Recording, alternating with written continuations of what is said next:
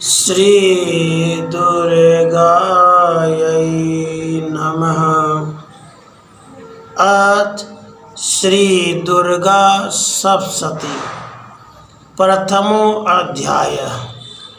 मेधा ऋषि का राजा सूरत और समाधि को भगवती की महिमा बताते हुए मधु कैटभ का प्रसंग सुनाना। विनियोग। ओम प्रथम चरित्रस्य ब्रह्मा ऋषि महाकाली देवता गायत्री छंदः नंदा शक्ति रक्तदंतिका बीजम अग्निस्तवं ऋग्वेदः स्वरूपं श्री महाकाली प्रीत्यर्थे प्रथम चरित्र जपे विनियोगः। प्रथम चित्र के ब्रह्मा ऋषि महाकाली देवता गायत्री छंद नंदा शक्ति रक्तदंतिका बीज अग्नि तत्व और ऋग्वेद स्वरूप है। श्री महाकाली देवता की प्रसन्नता के लिए प्रथम चैत्र के जप में विनियोग किया जाता है। ध्यानम। भगवान विष्णु के सो जाने पर मधु और कैटभ को मारने के लिए कमल जन्मा ब्रह्मा जी ने जिनका स्तवन किया था, उन महाकाली देवी का मैं सेवन करता हूँ। वे अपने 10 हाथों में खड्ग, चक्र, गदा, बाण, धनुष, परीघ, शूल, भुसुंडी, मस्तक और शंख धारण करती हैं। उनके 3 नेत्र हैं। वे समस्त अंगों में दिव्य आभूषणों से विभूषित हैं। उनके शरीर की कांति नीलमणि के समान है तथा वे 10 मुख और 10 पैरों से युक्त हैं। ओम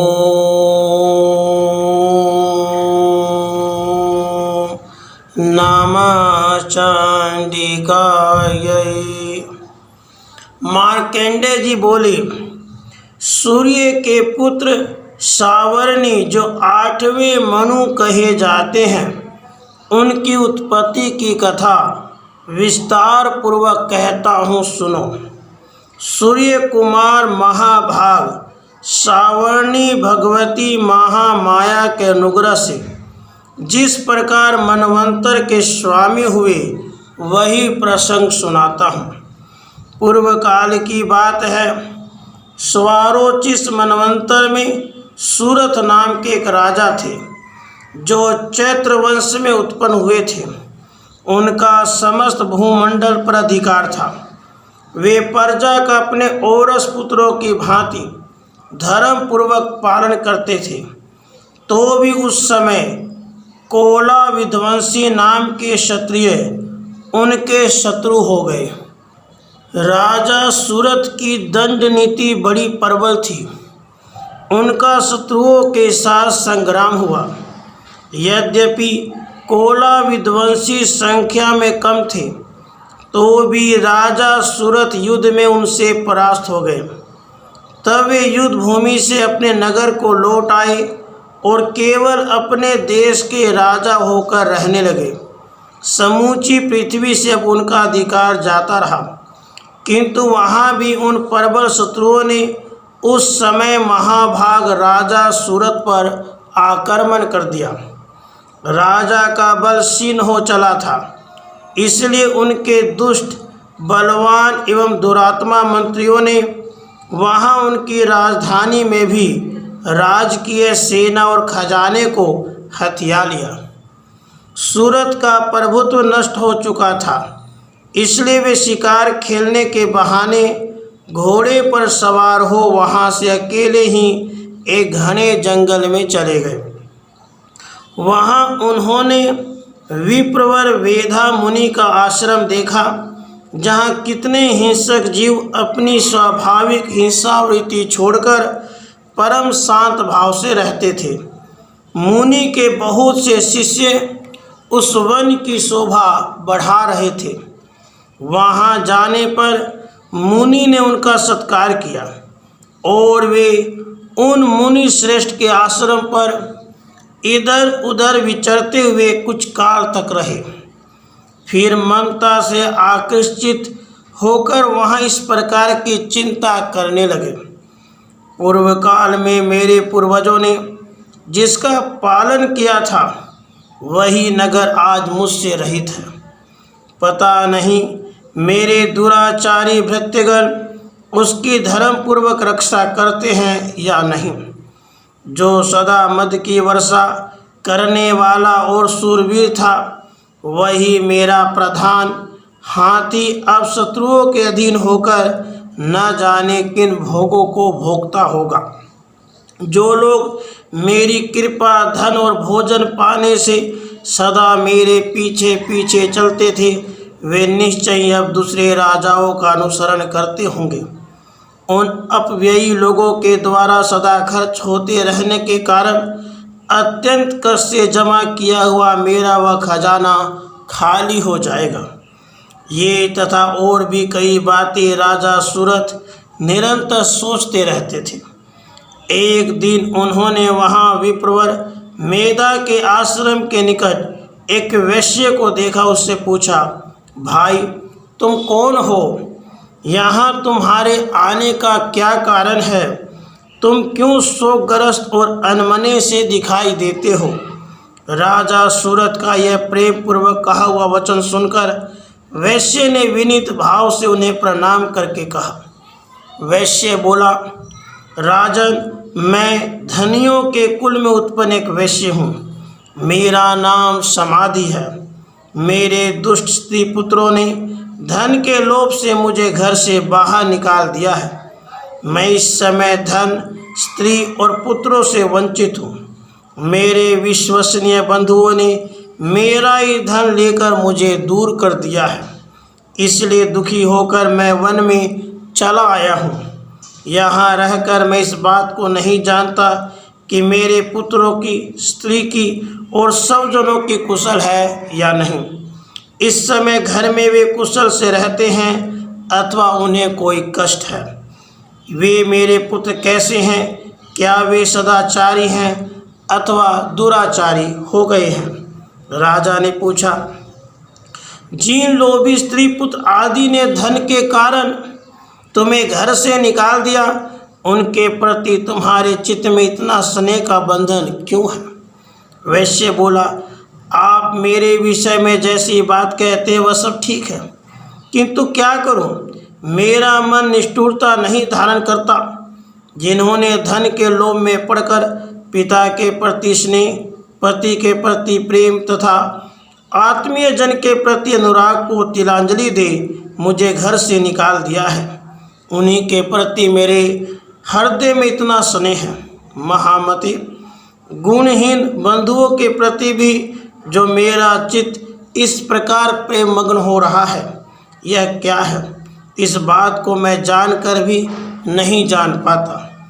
उनके लिए मैं लंबी सांसें ले रहा हूँ और मेरा हृदय अत्यंत दुखित हो रहा है।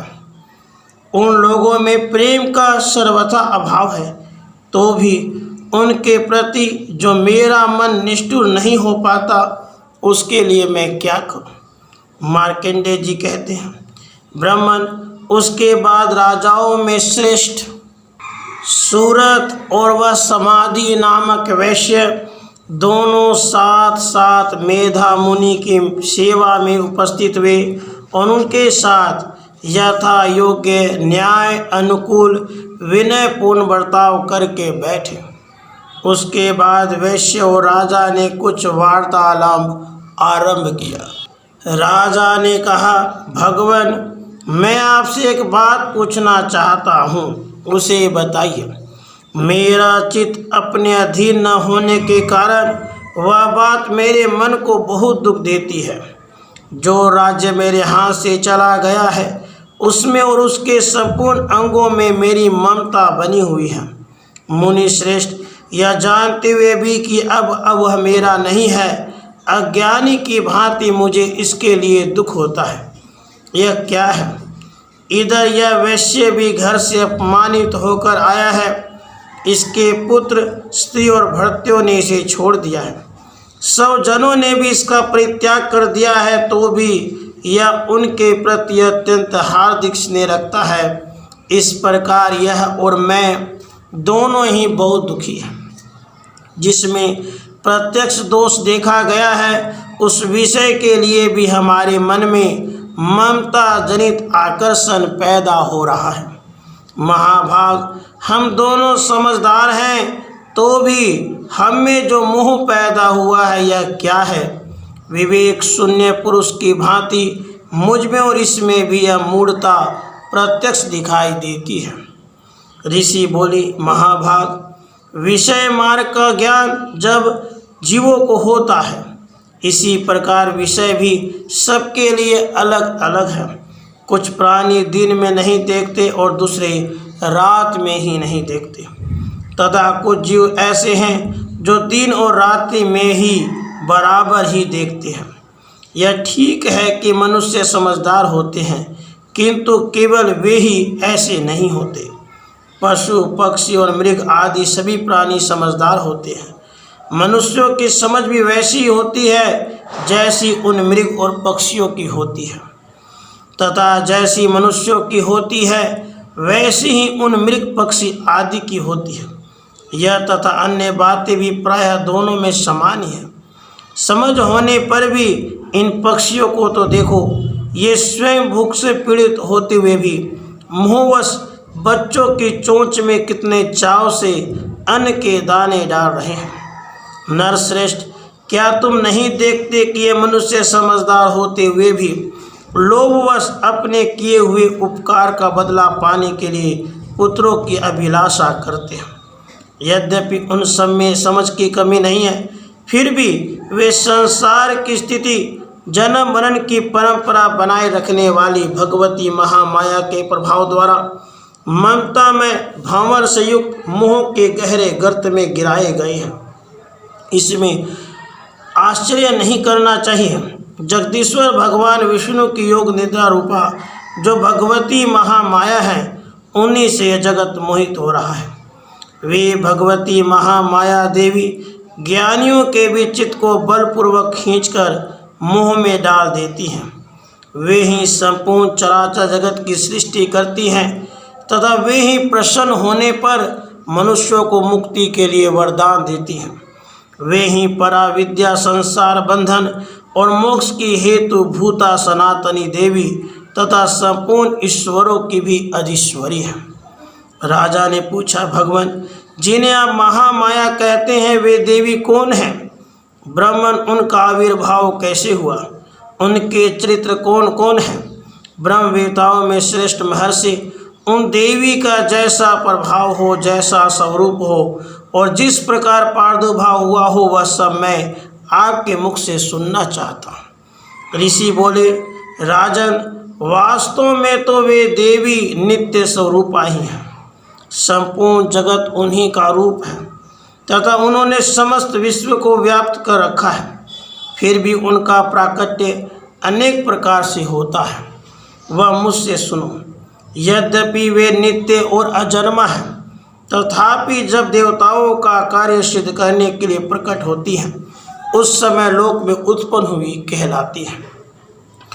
कल्प के अंत में जब संपूर्ण जगत एकारणों में निमग्न हो रहा था और सबके प्रभु भगवान विष्णु शेषनाग के सैया बिछाकर योग निद्रा का आश्रय ले सो रहे थे, उस समय उनके कानों के मैल से दो भयंकर असुर उत्पन्न हुए, जो मधु और कैटभ के नाम से विख्यात थे। वे दोनों ब्रह्मा जी का वध करने को तैयार हो गए।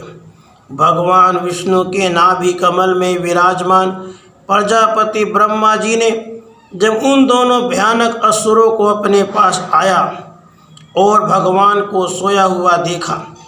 तब एकाग्रचित होकर उन्होंने भगवान विष्णु को जगाने के लिए उनके नेत्रों में निवास करने वाली योग निद्रा का स्तवन आरंभ किया, जो इस विश्व की अधीश्वरी, जगत को धारण करने वाली, संसार का पालन और संहार करने वाली तथा तेज स्वरूप भगवान विष्णु की अनुपम शक्ति हैं। उन्हीं भगवती निद्रा देवी की भगवान ब्रह्मा स्तुति करने लगे।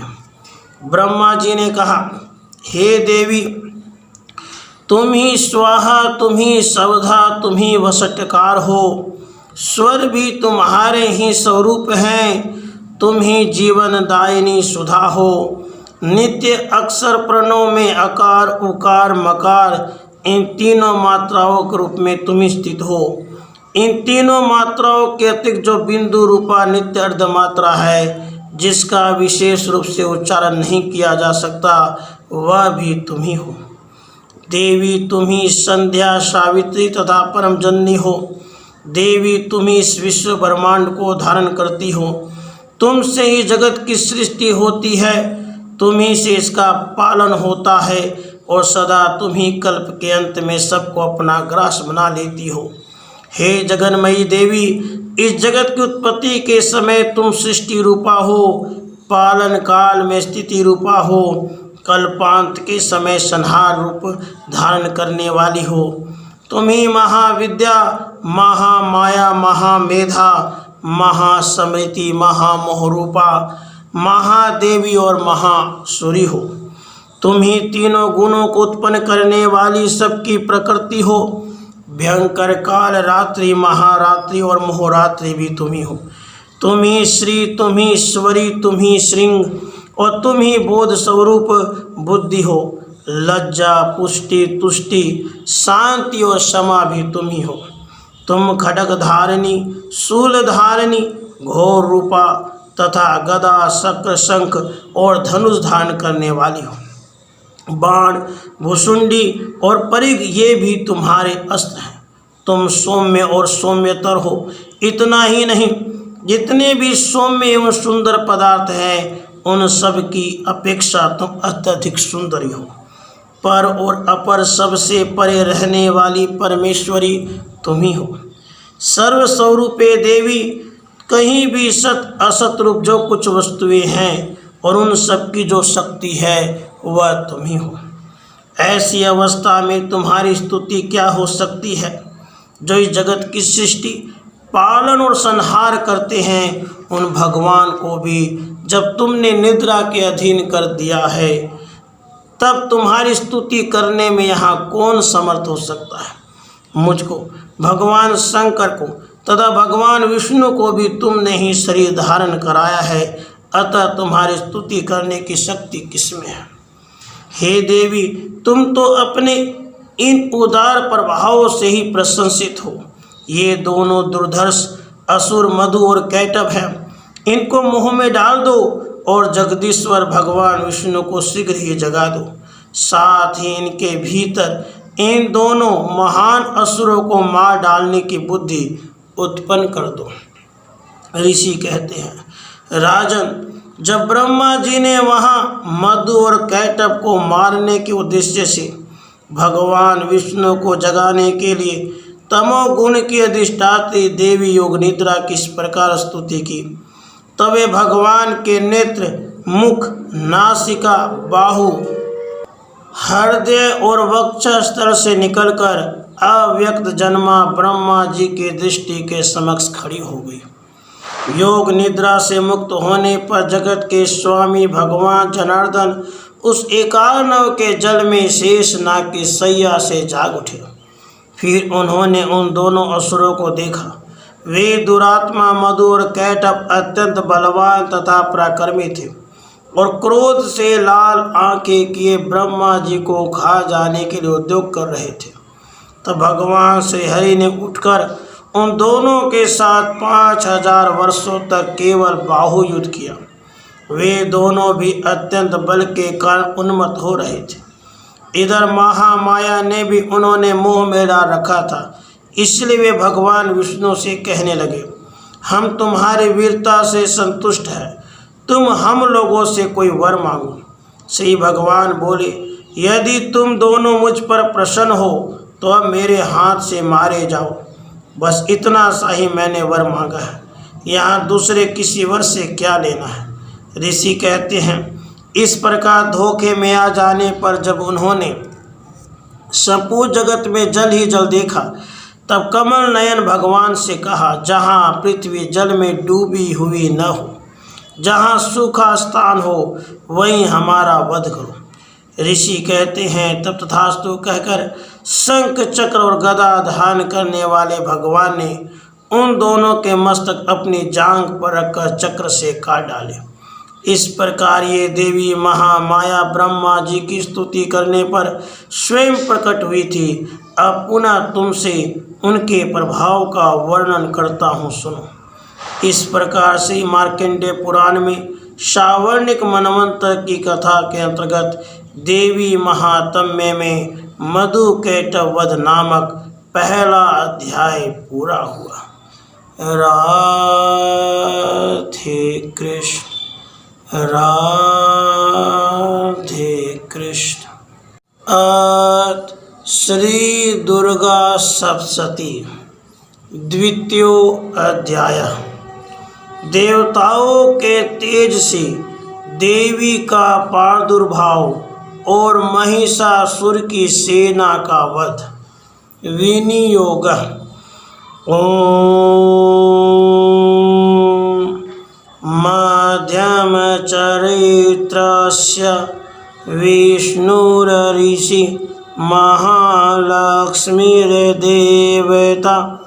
उशनिक छन्दः शाकम्भरी शक्ति दुर्गा बीजं वायुस्तत्वं यजुर्वेदः स्वरूपं श्री महालक्ष्मी प्रीत्यर्थं मध्यम चरित्र जपे विनियोगः। ओम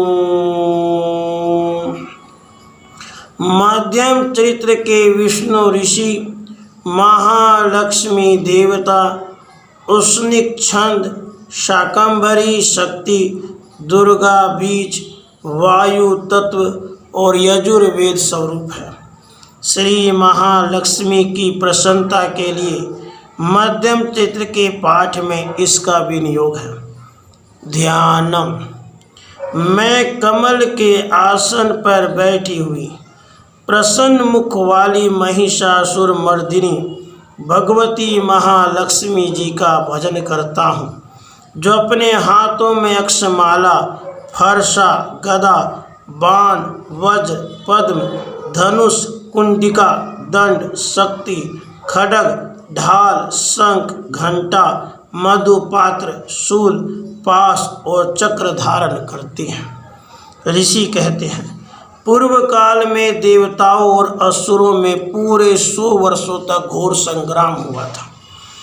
उसमें असुरों का स्वामी महिषासुर था और देवताओं के नायक इंद्र थे।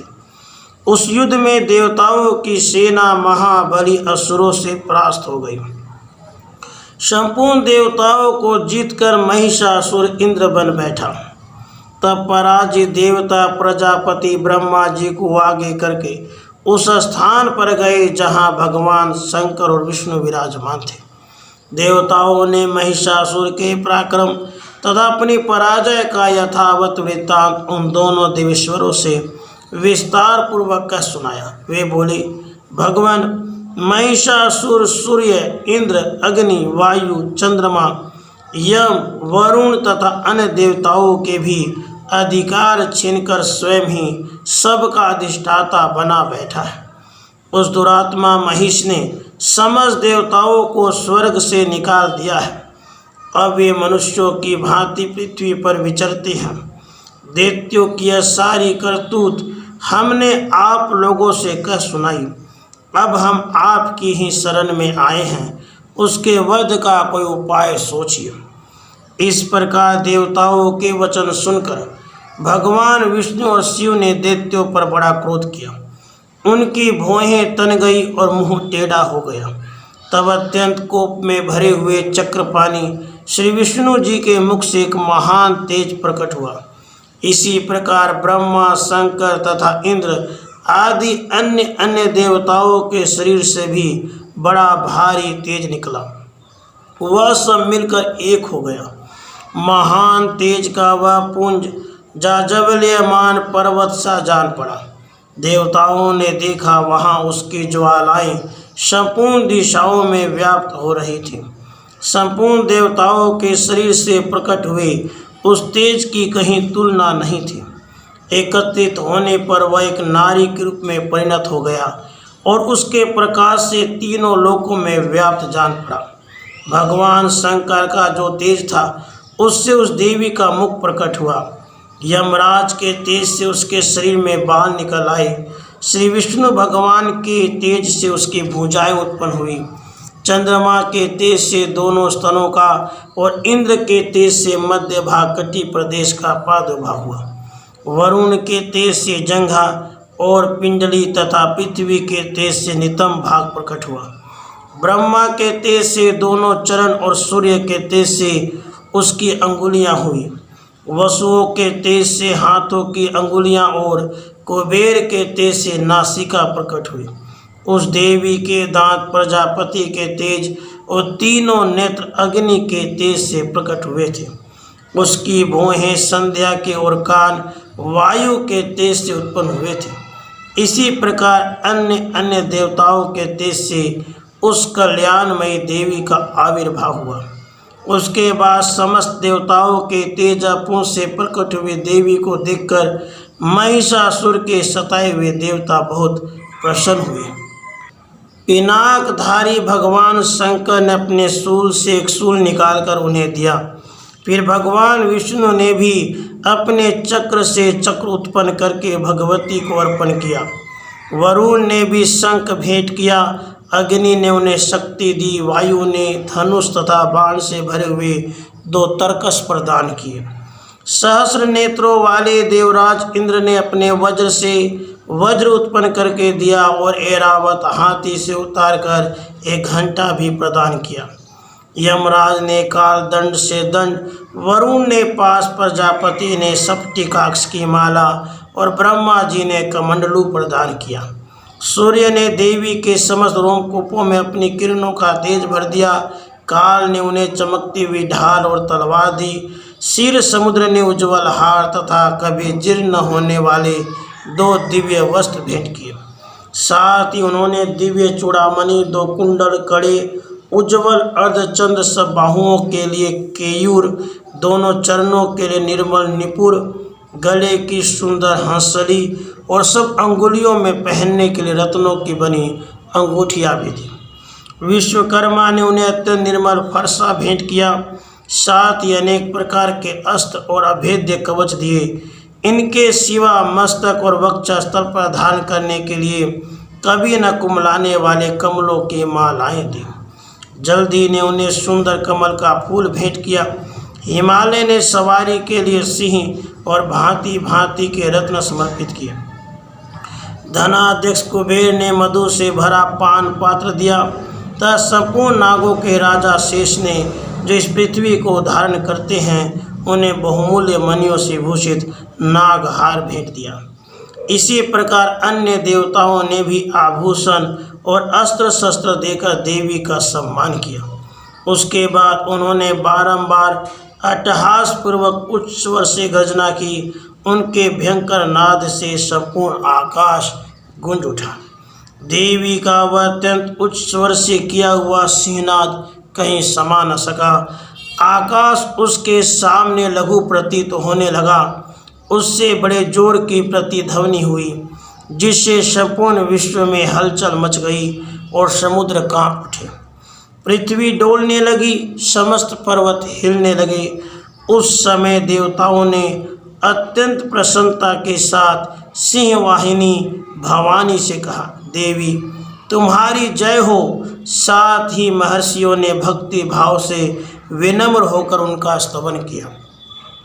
संपूर्ण त्रिलोकी को शोभग्रस्त देख दैत्यगण अपनी समस्त सेना को कवच आदि से सुसज्जित कर हाथों में हथियार ले सहसा उठकर खड़े हो गए। उस समय महिषासुर ने बड़े क्रोध में आकर कहा, आह, यह क्या हो रहा है। फिर वह संपूर्ण असुरों से घिरकर उस सिंहनाद की ओर लक्ष्य करके दौड़ा और आगे पहुंचकर उसने देवी को देखा जो अपनी प्रभा से तीनों लोकों को प्रकाशित कर रही थी। उनके चरणों के भार से पृथ्वी दबी जा रही थी, माथे के मुकुट से आकाश में रेखा से खींच रही थी तथा वे अपने धनुष की टंकार से सातों पातालों को शुद्ध किए देती थी। देवी अपनी हजारों भुजाओं से संपूर्ण दिशाओं को आच्छादित करके खड़ी थी। उसके बाद उनके साथ दैत्यों का युद्ध छिड़ गया। नाना प्रकार के अस्त्र शस्त्रों के प्रहार से संपूर्ण दिशाएं उद्भासित होने लगी। चिक्षुर नामक महान असुर महिषासुर का सेना नायक था। वह देवी के साथ युद्ध करने लगा।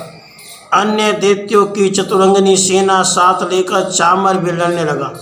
60,000 रथियों के साथ आकर उदग्र नामक महादैत्य ने लोहा लिया।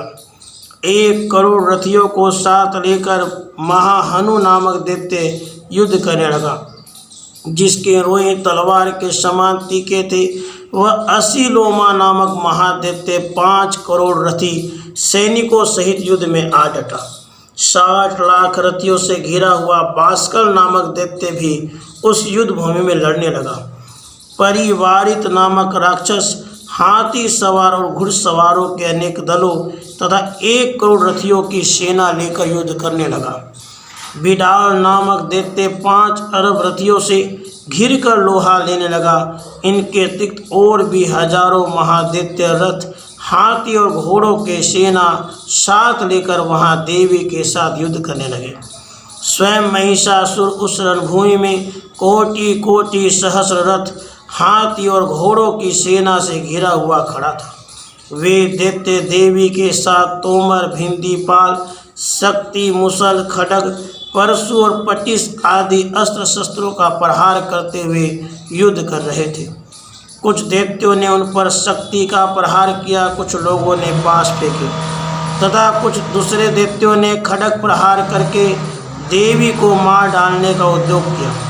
देवी ने भी क्रोध में भरकर खेल खेल में ही अपने अस्त्र शस्त्रों की वर्षा करके दैत्यों के वे समस्त अस्त्र शस्त्र काट डाले। उनके मुख पर परिश्रम या थकावट का रंच मात्र भी चिन्ह नहीं था। देवता और ऋषि उनकी स्तुति करते थे और वे भगवती परमेश्वरी दैत्यों के शरीरों पर अस्त्र शस्त्रों की वर्षा करती रही। देवी का वाहन सिंह भी क्रोध में भरकर गर्दन के बालों को हिलाता हुआ असुरों की सेना में इस प्रकार विचरने लगा, मानो वनों में दावा नल फैल रहा हो। रणभूमि में दैत्यों के साथ युद्ध करती हुई अंबिका देवी ने जितने निःश्वास छोड़े वे सभी तत्काल सैकड़ों हजारों गणों के रूप में प्रकट हो गए। परशु, भिंदीपाल, खड्ग तथा पटिस आदि अस्त्रों द्वारा असुरों का सामना करने लगे। देवी की शक्ति से बढ़े हुए वे गण असुरों का नाश करते हुए नगाड़ा और शंख आदि बाजे बजाने लगे। उस संग्राम महोत्सव में कितने ही गण मृदंग बजा रहे थे। उसके बाद देवी ने त्रिशूल से, गदा से, शक्ति की वर्षा से, खड्ग आदि से सैकड़ों महादैत्यों का संहार कर डाला। कितने को घंटे के भयंकर नाद से मूर्छित करके मार गिराया। बहुतेरे दैत्यों को पास से बांधकर धरती पर घसीटा। कितने ही दैत्य उनकी तीखी तलवार के मार से 2-2 टुकड़े हो गए। कितने ही गदा की चोट से घायल हो धरती पर सो गए। कितने ही मूसल की मार से अत्यंत आह होकर रक्त बमन करने लगे। कुछ दैत्य शूल से छाती फट जाने का पृथ्वी पर ढेर हो गए। उस रणांगन में बाण समूहों की वृष्टि से कितने ही असुरों की कमर टूट गई। बाज की तरह झपटने वाले देव पीड़क दैत्यगण अपने प्राणों से हाथ धोने लगे। किन्हीं की बाहें छिन भिन हो गई, कितनों की गर्दनें कट गई, कितने ही दैत्यों के मस्तक कट कट कर गिरने लगे। कुछ लोगों के शरीर मध्य भाग में ही विदीर्ण हो गए। कितने ही महादैत्य जांघें कट जाने से पृथ्वी पर गिर पड़े। कितनों के ही देवी ने एक बाह, एक पैर और एक नेत्र वाले करके 2 टुकड़ों में चीर डाला। कितने ही दैत्य मस्तक कट जाने पर भी गिरकर फिर उठ जाते और केवल धड़ के ही रूप में अच्छे अच्छे हथियार हाथ में ले देवी के साथ युद्ध करने लगते थे। दूसरे कबंध युद्ध के बाजों की लय पर नाचते थे। कितने ही बिना सिर के धड़ हाथों में खड्ग शक्ति और ऋषि के लिए दौड़ते थे तथा दूसरे दूसरे महादैत्य ठहरो ठहरो यह कहते हुए देवी को युद्ध के लिए ललकारते थे। जब वह घोर संग्राम हुआ था, वहाँ की धरती देवी के गिराए हुए रथ, हाथी, घोड़े और असुरों की लाशों से ऐसी पड़ गई कि वहाँ चलना फिरना असंभव हो गया। दैत्यों की सेना में हाथी, घोड़े और असुरों के शरीरों से इतनी अधिक मात्रा में रक्तपात हुआ था कि थोड़े ही देर में वहाँ खून की बड़ी बड़ी नदियाँ बहने लगीं। जगदम्बा जी ने असुरों की विशाल सेना को क्षण भर में नष्ट कर दिया, ठीक उसी तरह जैसे तीन और काट के भारी ढेर को आग कुछ ही क्षणों में भस्म कर देती है। और वह सिंह भी गर्दन के बालों को हिला हिलाकर जोर जोर से गर्जना करता हुआ दैत्यों के शरीरों से मानो उनके प्राण चुने लेता था। वहाँ देवी के गणों ने भी उन महादैत्यों के साथ ऐसा युद्ध किया जिससे आकाश में खड़े हुए देवतागण उन पर बहुत संतुष्ट हुए और फूल बरसाने लगे।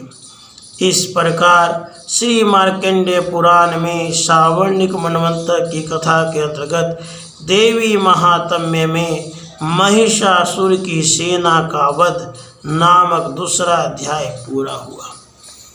राधे कृष्ण राधे कृष्ण। श्री दुर्गा सप्तशती तृतीयो अध्याय। सेनापतियों सहित महिषासुर का वध। ध्यानम। जगदम्बा जी के श्री अंगों की कांति उदय काल के सहस्रों सूर्यों के समान है। वे लाल रंग की रेशमी साड़ी पहने हुए हैं। उनके गले में मुंडमाला शोभा पा रही है। दोनों स्तनों पर रक्त चंदन का लेप लगा है। वे अपने कर कमलों में जप मालिका, विद्या और अभय तथा वर नामक मुद्राएं धारण किए हुए हैं। 3 नेत्रों से सुशोभित मुखार विंद की बड़ी शोभा हो रही है। उनके मस्तक पर चंद्रमा के साथ ही रत्नमय मुकुट बंधा है तथा वे कमल के आसन पर विराजमान है। ऐसी देवी को मैं भक्ति पूर्वक प्रणाम करता हूँ। ऋषि कहते हैं, दैत्यों की सेना को इस प्रकार तहस नहस होते देख महादैत्य सेनापति चिक्षुर क्रोध में भरकर अंबिका देवी से युद्ध करने के लिए आगे बढ़ा। वह असुर रणभूमि में देवी के ऊपर इस प्रकार बाणों की वर्षा करने लगा जैसे बादल मेरुगिरी के शिखर पर पानी की धार बरसा रहा हो। तब देवी ने अपने बाणों से उसके बाण समूह को अनायास ही काटकर उसके घोड़ों और सारथी को भी मार डाला। साथ ही उसके धनुष तथा अत्यंत ऊंची ध्वजा को भी तत्काल काट गिराया। धनुष कट जाने पर उसके अंगों को अपने बाणों से बींध डाला। धनुष, रथ, घोड़े और सारथी के नष्ट हो जाने पर वह असुर ढाल और तलवार लेकर देवी की ओर दौड़ा। उसने तीखी धार वाली तलवार से सिंह के मस्तक पर चोट करके देवी की भी बाईं भुजा में बड़े वेग से प्रहार किया। राजन, देवी की बाह पर पहुँचते ही वह तलवार टूट गई। फिर तो क्रोध से लाल आंखें करके उस राक्षस ने शूल हाथ में लिया और उसे उस महादैत्य ने भगवती भद्रकाली के ऊपर चलाया। वह शूल आकाश से गिरते हुए सूर्य मंडल की भांति अपने तेज से प्रज्वलित हो उठा। उस शूल को अपनी ओर आते देख देवी ने भी शूल का प्रहार किया। उससे राक्षस के शूल के सैकड़ों टुकड़े हो गए। साथ ही महादैत्य चिक्षुर की भी धज्जियां उड़ गई। वह प्राणों से हाथ धो बैठा। महिषासुर के सेनापति उस महाप्रकर्मी चिक्षुर के मारे जाने पर देवताओं को पीड़ा देने वाला चामर हाथी पर चढ़कर आया। उसने भी देवी के ऊपर शक्ति का प्रहार किया, किंतु जगदम्बा जी ने उसे अपने हुंकार से ही आहत एवं निष्प्रभ करके तत्काल पृथ्वी पर गिरा दिया। शक्ति टूटकर गिरी हुई देख चामर को बड़ा क्रोध हुआ। अब उसने शूल उठाया, किंतु देवी ने उसे भी अपने बाणों द्वारा काट डाला। इतने में ही देवी का सिंह उछलकर हाथी के मस्तक पर चढ़ बैठा और उस दैत्य के साथ खूब जोर लगाकर बाहुयुद्ध करने लगा। वे दोनों लड़ते लड़ते हाथी से पृथ्वी पर आ गए और अत्यंत क्रोध में भरकर एक दूसरे पर बड़े भयंकर प्रहार करते हुए लड़ने लगे।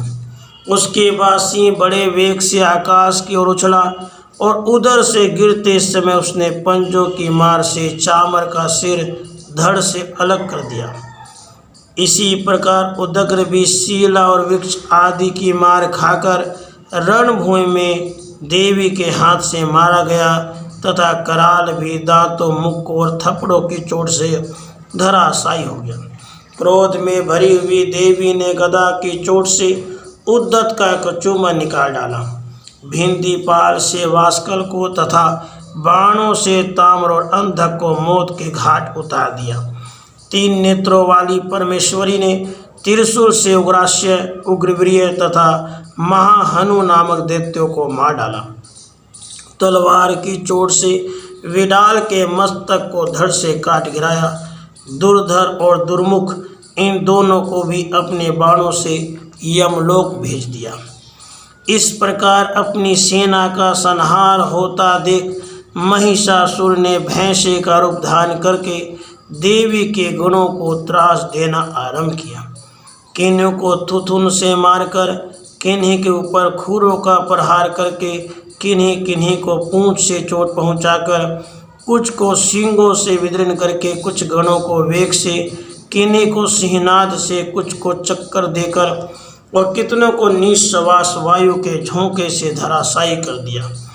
इस प्रकार गणों की सेना को गिराकर वासुर महादेवी के सिंह को मारने के लिए झपटा। इससे जगदम्बा जी को बड़ा क्रोध आया।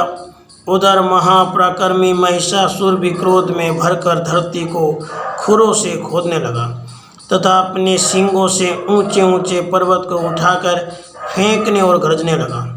उसके वेग से चक्कर देने का पृथ्वी शुद्ध होकर फटने लगी। उसकी पूंछ से टकराकर समुद्र सब ओर से धरती को डुबोने लगा। हिलते हुए सींगों की आघात से विदीर्ण होकर बादलों के टुकड़े टुकड़े हो गए। उसके श्वास की प्रचंड वायु के वेग से उड़े हुए सैकड़ों पर्वत आकाश से गिरने लगे। इस प्रकार क्रोध में भरे हुए उस महादैत्य को अपनी ओर आता देख चंडिका जी ने उसका वध करने के लिए महान क्रोध किया।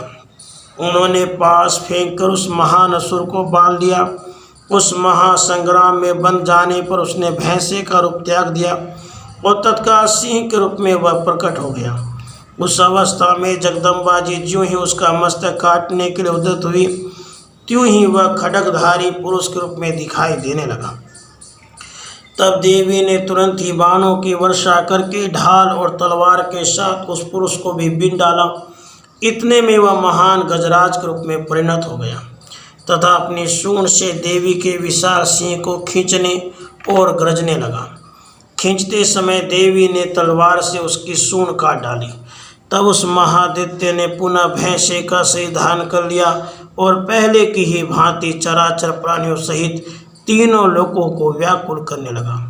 तब क्रोध में भरी हुई जगन माता चंडिका बारंबार उत्तम मधु का पान करने और लाल आंखें करके हंसने लगी। उधर वह बल और पराक्रम के मद से उन्मत्त हुआ राक्षस गरजने लगा और अपने सींगों से चंडी के ऊपर पर्वतों को फेंकने लगा। उस समय देवी अपने बाणों के समूहों से उसके फेंके हुए पर्वतों को चूर्ण करती हुई बोली। बोलते समय उनका मुख मधु के मद से लाल हो रहा था और वाणी लड़खड़ा रही थी। देवी ने कहा, ओ मूढ़, मैं जब तक मधु पीती हूँ तब तक तो क्षण भर के लिए खूब गरज ले। मेरे हाथ से यहीं तेरी मृत्यु हो जाने पर अब शीघ्र ही देवता भी गर्जना करेंगे। ऋषि कहते हैं, यूँ कहकर देवी उछली और उस महादैत्य के ऊपर चढ़ गई। फिर अपने पैरों से उसे दबाकर उन्होंने शूल से उसके कंठ में आघात किया। उनके पैर से दबा होने पर भी महिषासुर अपने मुख से दूसरे रूप से बाहर होने लगा। अभी आधे शरीर से ही वह बाहर निकलने पाया था कि देवी ने अपने प्रभाव से उसे रोक दिया। आधा निकला होने पर भी वह महादैत्य देवी से युद्ध करने लगा। तब देवी ने बहुत बड़ी तलवार से उसका मस्तक काट गिराया। फिर तो हाहाकार करती हुई दैत्यों की सारी सेना भाग गई और संपूर्ण देवता अत्यंत प्रसन्न हो गए। देवताओं ने दिव्य महर्षियों के साथ दुर्गा देवी का स्तवन किया। गंधर्वराज गाने लगे और अप्सराएं नृत्य करने लगी। इस प्रकार श्री मार्कंडेय पुराण में श्रावणिक मनवंतर की कथा के अंतर्गत देवी महात्म्य में महिषासुर वध नामक तीसरा अध्याय पूरा हुआ। राधे कृष्ण राधे कृष्ण। श्री दुर्गा सप्तशती चतुर्थो अध्याय। इंद्र आदि देवताओं द्वारा देवी की स्तुति। ध्यानम। सिद्धि की इच्छा रखने वाले पुरुष जिनकी सेवा करते हैं तथा देवता जिन्हें सब ओर से घेरे रहते हैं, उन जया नाम वाली दुर्गा देवी का ध्यान करें। उनके श्री अंगों की आभा काले मेघ के समान श्याम है। वे अपने कटाक्षों से शत्रु समूह को भय प्रदान करती हैं। उनके मस्तक पर आबद्ध चंद्रमा की रेखा शोभा पाती है। वे अपने हाथों में शंख, चक्र, कृपाण और त्रिशूल धारण करती हैं। उनके 3 नेत्र हैं। वे सिंह के कंधे पर चढ़ी हुई हैं और अपने तेज से तीनों लोकों को परिपूर्ण कर रही हैं। ऋषि कहते हैं, अत्यंत पराक्रमी दुरात्मा महिषासुर तथा उसकी दैत्य सेना की देवी के हाथ से मारे जाने पर इंद्र आदि देवता प्रणाम के लिए गर्दन तथा कंधे झुकाकर उन भगवती दुर्गा का उत्तम वचनों द्वारा स्तवन करने लगे। उस समय उनके सुंदर अंगों में अत्यंत हर्ष के का रोमांच हो आया था। देवता बोले, संपूर्ण देवताओं की शक्ति का समुदाय है जिनका स्वरूप है। जिन देवी ने अपने शक्ति से संपूर्ण जगत को व्याप्त कर रखा है, समस्त देवताओं और महर्षियों की पूजनिया उन जगदम्बा को हम भक्ति पूर्वक नमस्कार करते हैं। वे हम लोगों का कल्याण करें। जिनके अनुपम प्रभाव और बल का वर्णन करने में भगवान शेषनाग, ब्रह्मा जी तथा महादेव जी भी समर्थ नहीं हैं, वे भगवती चंडिका संपूर्ण जगत का पालन एवं अशुभ भय का नाश करने का विचार करें।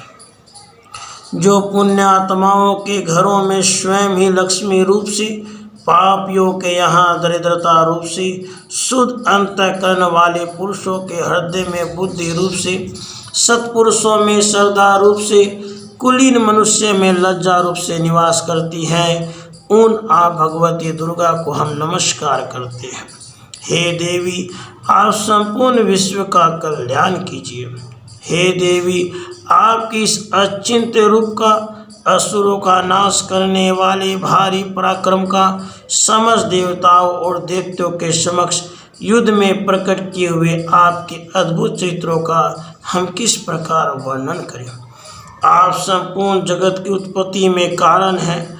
आप में सत्वगुण, रजोगुण और तमोगुण है। ये तीनों गुण मौजूद हैं तो भी दोषों के साथ आपका संसर्ग नहीं जान पड़ता। भगवान विष्णु और महादेव जी आदि देवता भी आपका पार नहीं पाते। आप ही सबका आश्रय हैं।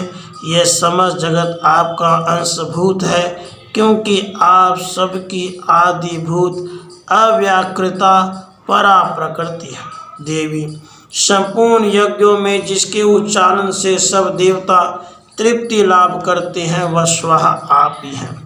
इसके अतिरिक्त आप पितरों को भी तृप्ति का कारण है, इसलिए सब लोग आपको शवधा भी कहते हैं। देवी, जो मोक्ष की प्राप्ति का साधन है, अचिंत्य महाव्रत स्वरूपा है, समस्त दोषों से रहित जितेंद्रिय तत्व को ही सार वस्तु मानने वाले, मोक्ष की अभिलाषा रखने वाले मुनिजन जिनका अभ्यास करते हैं वह भगवती पराविद्या आप ही हैं। आप शब्द स्वरूपा हैं। अत्यंत निर्मल ऋग्वेद, यजुर्वेद तथा उद्गीत के मनोहर पदों के पाठ से युक्त सामवेद का भी आधार आप ही हैं। आप देवी त्रयी, तीनों वेद और भगवती छह ऐश्वर्यों से युक्त हैं। इस विश्व की उत्पत्ति एवं पालन के लिए आप ही वार्ता, खेती एवं आजीविका के रूप में प्रकट हुई हैं। आप संपूर्ण जगत की घोर पीड़ा का नाश करने वाली हैं। हे देवी, जिससे समस्त शास्त्रों के सार का ज्ञान होता है वह मेधा शक्ति आप ही हैं। दुर्गम भव सागर से पार उतारने वाली नौका रूप दुर्गा देवी भी आप ही हैं। आपकी कहीं भी आसक्ति नहीं है। कैटभ के शत्रु भगवान विष्णु के वक्षस्थल में एकमात्र निवास करने वाली भगवती लक्ष्मी, भगवान चंद्रशेखर द्वारा सम्मानित गौरी देवी भी आप ही हैं। आपका मुख मंद मुस्कान से सुशोभित, निर्मल पूर्ण चंद्रमा के बिंब का अनुकरण करने वाला, उत्तम सुवर्ण की मनोहर कांति से कमनीय है। तो भी उसे देखकर महिषासुर को क्रोध हुआ और सहसा उसने उस पर प्रहार कर दिया।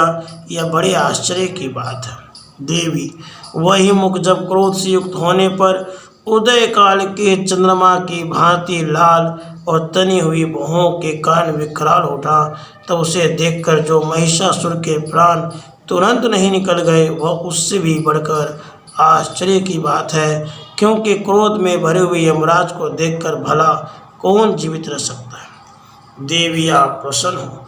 परमात्मा स्वरूपा आपके प्रसन्न होने पर जगत का अभ्युदय होता है और क्रोध में भर जाने पर आप तत्काल ही कितने कुलों का सर्वनाश कर डालती हैं। यह बात अभी अनुभव में आई है, क्योंकि महिषासुर की विशाल सेना क्षण भर में आपके कोप से नष्ट हो गई है। सदा अभ्युदय प्रदान करने वाली आप जिन पर प्रसन्न रहती हैं वे ही देश में सम्मानित हैं। उन्हीं को धन और यश की प्राप्ति होती है। उन्हीं का धर्म कभी शिथिल नहीं होता।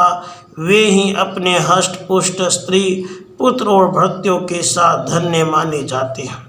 देवी, आपकी ही कृपा से पुण्य आत्मा पुरुष प्रतिदिन अत्यंत श्रद्धापूर्वक सदा सब प्रकार के धर्म अनुकूल कर्म करता है और उसके प्रभाव से स्वर्ग लोक में जाता है। इसलिए आप तीनों लोकों में निश्चय ही मनोवांछित फल देने वाली हैं। हे माँ दुर्गे, आप स्मरण करने पर सब प्राणियों का भय हर लेती हैं और स्वस्थ पुरुषों द्वारा चिंतन करने पर उन्हें परम कल्याणमयी बुद्धि प्रदान करती हैं। दुख, दरिद्रता और भय हरने वाली देवी, आपके सिवा दूसरी कौन है जिसका चित्त सबका उपकार करने के लिए सदा ही दयालु रहता है। हे देवी, इन राक्षसों के मारने से संसार को सुख मिले। ये राक्षस चिरकाल तक नरक में रहने के लिए भले ही पाप करते रहे हों, इस समय संग्राम में मृत्यु को प्राप्त होकर स्वर्ग लोक में जाएं। निश्चय यही सोचकर आप शत्रुओं का वध करती हैं। आप शत्रुओं पर शस्त्रों का प्रहार क्यों करती हैं? समस्त असुरों को दृष्टिपात मात्र से ही भस्म क्यों नहीं कर देती? इसमें एक रहस्य है। ये शत्रु भी हमारे शस्त्रों से पवित्र होकर उत्तम लोकों में जाएं, इस प्रकार उनके प्रति भी आपका विचार अत्यंत उत्तम रहता है। खड़ग के तेजापुंज के भयंकर दीप्ति से आपके त्रिशूल के अग्रभाग की घनीभूत प्रभा से चौंधिया कर जो असुरों की आंखें फूट नहीं गई, इसमें कारण यही था वे मनोहर रश्मियों से युक्त चंद्रमा के समान आनंद प्रदान करने वाले आपके सुंदर मुख का दर्शन करते थे। देवी, आपका सिर दुराचारियों के बुरे बर्ताव को दूर करने वाला है। साथ यह रूप ऐसा है जो कभी चिंतन में नहीं आ सकता और जिसका कभी दूसरों से तुलना भी नहीं हो सकती, तथा आपका बल और पराक्रम तो उन दैत्यों का भी नाश करने वाला है जो कभी देवताओं के पराक्रम को भी नष्ट कर चुके थे। इस प्रकार आपने शत्रुओं पर भी अपनी दया ही प्रकट की है। वरदायिनी देवी, आपके इस पराक्रम को किसके साथ तुलना हो सकती है। शत्रुओं को भय देने वाला अत्यंत मनोहर ऐसा रूप भी आपके सिवा और कहाँ है। हृदय में कृपा, युद्ध में निष्ठुरता, ये दोनों बातें तीनों लोकों के भीतर केवल आप में ही देखी गई है। हे माता, आपने शत्रुओं का नाश करके इस समस्त लोकी की रक्षा की है।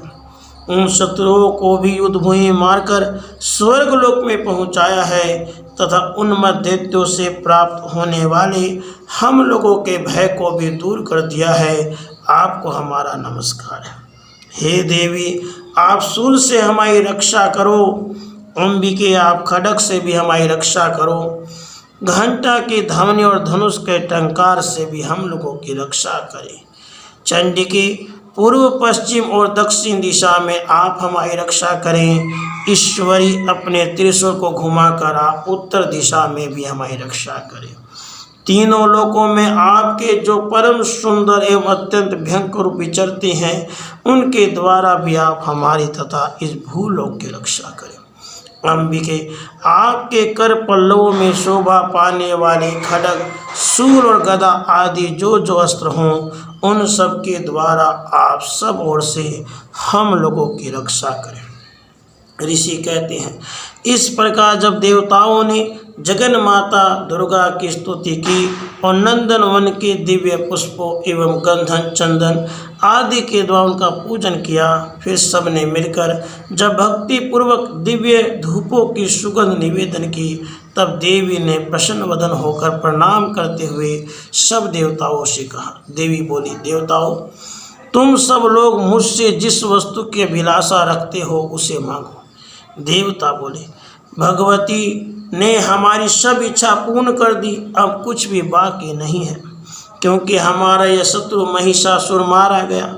महेश्वरी, इतने पर भी यदि आप हमें और वर देना चाहती हैं तो हम जब जब आपका स्मरण करें तब तब आप दर्शन देकर हम लोगों के महान संकट दूर कर दिया करें। और प्रसन्न मुखी अंबिके, जो मनुष्य इन स्तोत्रों द्वारा आपकी स्तुति करें, उसे वित्त, समृद्धि और वैभव देने के साथ ही उसके धन और स्त्री आदि संपत्ति को भी बढ़ाने के लिए आप सदा हम पर प्रसन्न रहें। ऋषि कहते हैं, राजन, देवताओं ने जब अपने तथा जगत के कल्याण के लिए भद्रकाली देवी को इस प्रकार प्रसन्न किया, तब वे तथास्तु कहकर वहीं अंतर्धान हो गई। भूपाल, इस प्रकार पूर्व काल में तीनों लोकों को ही चाहने वाली देवी जिस प्रकार देवताओं के शरीर से प्रकट हुई थी, वह सब कथा मैंने कह सुनाई।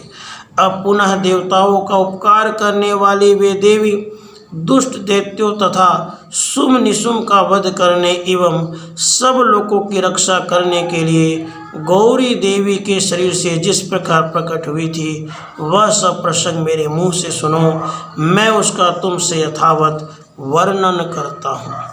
इस प्रकार श्री मार्कंडेय पुराण में श्रावणिक मनवंतर की कथा के अंतर्गत देवी महात्म्य में शक्र आदि स्तुति नामक चौथा अध्याय पूरा हुआ। राधे कृष्ण राधे। श्री दुर्गा सप्तशती पंचमो अध्याय। देवताओं द्वारा देवी की स्तुति। चंड मुंड के मुख से अंबिका के रूप की प्रशंसा सुनकर शुंभ का उनके पास दूत भेजना और दूत का निराश लौटना। विनियोग। ओम अस्य श्री उत्तरचरित्रस्य रुद्र ऋषि महासरस्वती देवता अनुष्टुप छंदः भीमा शक्ति भ्रामरी बीजम सूर्यस्तवम सामवेदः स्वरूपम महासरस्वती प्रीति अर्थे उत्तर चरित्र पाठे विनियोगः। ओम। इस उत्तर चित्र के रुद्र ऋषि हैं, महासरस्वती देवता हैं, अनुष्टुप छंद है, भीमा शक्ति हैं, भ्रामरी बीज है, सूर्य तत्व है और शाम वेद स्वरूप है। महासरस्वती की प्रसन्नता के लिए उत्तर चित्र के पाठ में इसका विनियोग किया जाता है। ध्यान में जो अपने कर कमलों में घंटा, शूल, हल, शंख, मूसल, चक्र, धनुष और बाण धारण करती हैं, शरद ऋतु के शोभा संपन्न चंद्रमा के समान, जिनकी मनोहर कांति है, जो तीनों लोकों की आधारभूता और शुंभ आदि दैत्यों का नाश करने वाली है, तथा गौरी के शरीर से जिनका प्राकट्य हुआ है, उन महासरस्वती देवी का मैं निरंतर भजन करता हूँ। ऋषि कहते हैं पूर्व काल में शुंभ और निशुंभ नामक असुरों ने अपने बल के घमंड में आकर सचीपति इंद्र के हाथ से तीनों लोकों का राज्य और यज्ञ भाग छीन लिया। वे ही दोनों सूर्य, चंद्रमा, कुबेर, यम और वरुण के अधिकार का भी उपयोग करने लगे। वायु और अग्नि का कार्य भी वे ही करने लगे। उन दोनों ने सब देवताओं को अपमानित, राज्य भ्रष्ट, पराजित तथा अधिकारहीन करके स्वर्ग से निकाल दिया। उन दोनों महान असुरों से तिरस्कृत देवताओं ने अपराजिता देवी का समन किया और सोचा, जगदम्बा जी ने हम लोगों को वर दिया था, आपत्ति काल में समन करने पर मैं तुम्हारी सब आपत्तियों का तत्काल नाश कर दूंगी। यह विचार कर देवता गिरिराज हिमालय पर गए और वहाँ भगवती विष्णु माया की स्तुति करने लगे। देवता बोले, देवी को नमस्कार है, महादेवी शिवा को सर्वदा नमस्कार है, प्रकृति एवं भद्रा को प्रणाम है। हम लोग नियम पूर्वक जगदम्बा की नमस्कार करते हैं। रौद्रा को नमस्कार है, नित्या, गौरी एवं धात्री को बारंबार नमस्कार है। ज्योत्सनामयी चंद्र रूपिणी एवं सुख स्वरूपा देवी को सतत प्रणाम है। शरणागतों का कल्याण करने वाली वृद्धि एवं सिद्धि रूपा देवी को हम बारंबार नमस्कार करते हैं। नैऋति राक्षसों की लक्ष्मी, राजाओं की लक्ष्मी तथा सर्वाणी शिवपत्नी स्वरूपा आप जगदम्बा को बारंबार नमस्कार है। दुर्गा, दुर्गपुरा, दुर्गम संकट से पार उतारने वाली, सारा सबकी सारभूता, सर्वकारिणी, ख्याति, कृष्णा और धूर्मा देवी को सर्वदा नमस्कार है। अत्यंत सौम्य तथा अत्यंत रौद्र रूपा देवी को हम नमस्कार करते हैं, उन्हें हमारा बारंबार प्रणाम है। जगत की आधारभूताकृति देवी को बारंबार नमस्कार है। जो देवी सब प्राणियों में विष्णु माया के नाम से कही जाती है, उनको नमस्कार, उनको नमस्कार, उनको बारंबार नमस्कार है। जो देवी सब प्राणियों में चेतना कहलाती है, उनको नमस्कार, उनको नमस्कार, उनको बारंबार नमस्कार है। जो देवी सब प्राणियों में बुद्धि रूप से स्थित है, उनको नमस्कार, उनको नमस्कार, उनको बारंबार नमस्कार है। जो देवी सब प्राणियों में निद्रा रूप से स्थित है, उनको नमस्कार, उनको नमस्कार, उनको बारंबार नमस्कार है। जो देवी सब प्राणियों में शुद्धा रूप से स्थित है, उनको नमस्कार, उनको नमस्कार, उनको बारंबार नमस्कार है। जो देवी सब प्राणियों में छाया रूप से स्थित है उनको नमस्कार, उनको नमस्कार, उनको बारंबार नमस्कार है। जो देवी सब प्राणियों में शक्ति रूप से स्थित है उनको नमस्कार, उनको नमस्कार, उनको बारंबार नमस्कार है। जो देवी सब प्राणियों में तृष्णा रूप से स्थित है उनको नमस्कार, उनको नमस्कार, उनको बारंबार नमस्कार है। जो देवी सब प्राणियों में क्षमा रूप से स्थित है उनको नमस्कार, उनको नमस्कार, उनको बारंबार नमस्कार है। जो देवी सब प्राणियों में जाति रूप से स्थित है उनको नमस्कार, उनको नमस्कार, उनको बारंबार नमस्कार है। जो देवी सब प्राणियों में लज्जा रूप से स्थित है उनको नमस्कार, उनको नमस्कार, उनको बारंबार नमस्कार है। जो देवी सब प्राणियों में शांति रूप से स्थित है उनको नमस्कार, उनको नमस्कार, उनको बारंबार नमस्कार है। जो देवी सब प्राणियों में श्रद्धा रूप से स्थित है उनको नमस्कार, उनको नमस्कार, उनको बारंबार नमस्कार है। जो देवी सब प्राणियों में कांति रूप से स्थित है उनको नमस्कार, उनको नमस्कार, उनको बारंबार नमस्कार है। जो देवी सब प्राणियों में लक्ष्मी रूप से स्थित है उनको नमस्कार, उनको नमस्कार, उनको बारंबार नमस्कार है।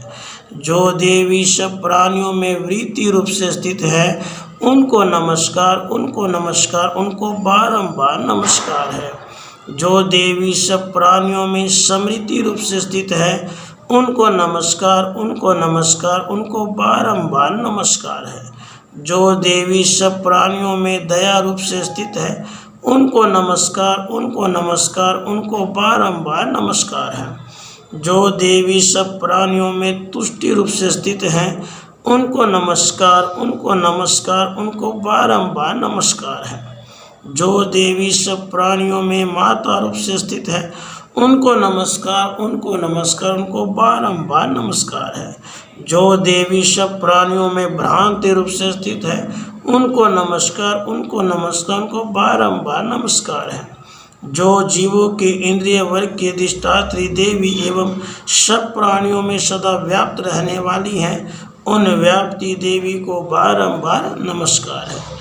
जो देवी चैतन्य रूप से इस संपूर्ण जगत को व्याप्त करके स्थित है उनको नमस्कार, उनको नमस्कार, उनको बारंबार नमस्कार है। पूर्व काल में अपने अभिष्ट की प्राप्ति होने से देवताओं ने जिनकी स्तुति की तथा देवराज इंद्र ने बहुत दिनों तक जिनका सेवन किया वह कल्याण की साधन भूता ईश्वरी हमारा कल्याण और मंगल करे और सारी आपत्तियों का नाश कर डाले। उदंड दैत्यों से सताए हुए हम सभी देवता जिन परमेश्वरी को इस समय नमस्कार करते हैं और जो भक्ति से विनम्र पुरुषों द्वारा स्मरण की जाने पर तत्काल ही संपूर्ण विपत्तियों का नाश कर देती हैं, वे जगदम्बा हमारा संकट दूर करें।